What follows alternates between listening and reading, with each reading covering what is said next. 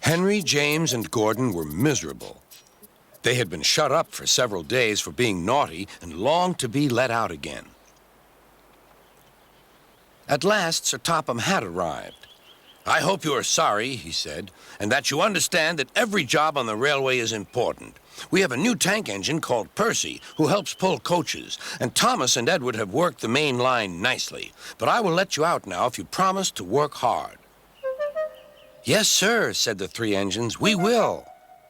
"That's good, but please remember that this no shunting nonsense must stop."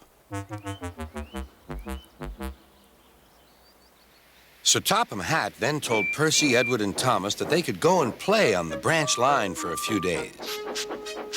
And they ran off happily to find Annie and Clarabelle at the junction. The two coaches were very pleased to see Thomas again.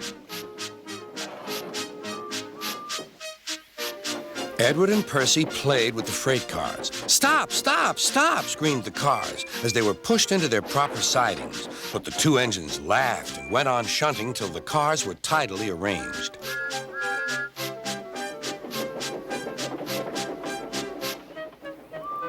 Next, Edward took some empty cars to the quarry. Percy was left alone.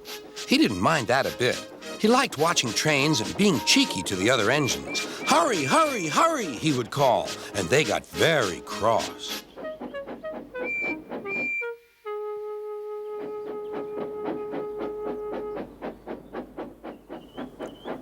After a great deal of shunting, Percy was waiting for the signalman to set the switch so he could get back to the yard. Percy was being rather careless and not paying attention. Edward had warned Percy, "Be careful on the main line. Whistle to the signalman that you are there." But Percy didn't remember to whistle, and so the busy signalman forgot him. Percy waited and waited. The switch was still against him, so he couldn't move. Then he looked along the main line. "Beep, beep!" he whistled in horror, for rushing straight toward him was Gordon with the express. "Oh!" groaned Gordon. "Get out of my way!"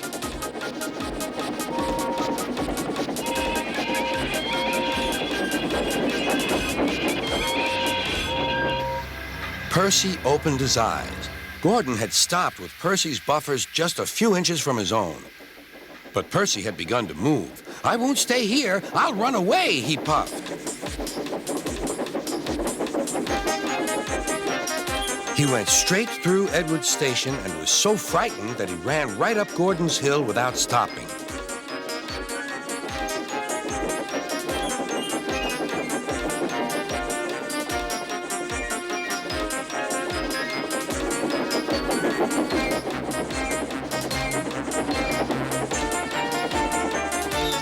After that, he was tired, but he couldn't stop. He had no driver to shut off steam and apply the brakes. "I want to stop! I want to stop!" he puffed. The man in the signal box saw Percy was in trouble, so he kindly set the switch. Percy puffed wearily onto a nice empty siding, ending in a big bank of earth. He was too tired now to care where he went. "I want to stop! I want to stop!" "I have stopped," he puffed thankfully. "Never mind, Percy," said the workmen as they dug him out. "You shall have a drink and some coal, and then you'll feel better." Presently, Gordon arrived. "Well done, Percy. You started so quickly that you stopped a nasty accident." "I'm sorry I was cheeky," said Percy. "You were clever to stop," replied Gordon. Then Gordon helped pull Percy out from the bank. The two engines are now good friends, but Percy is always most careful when he goes out on the main line.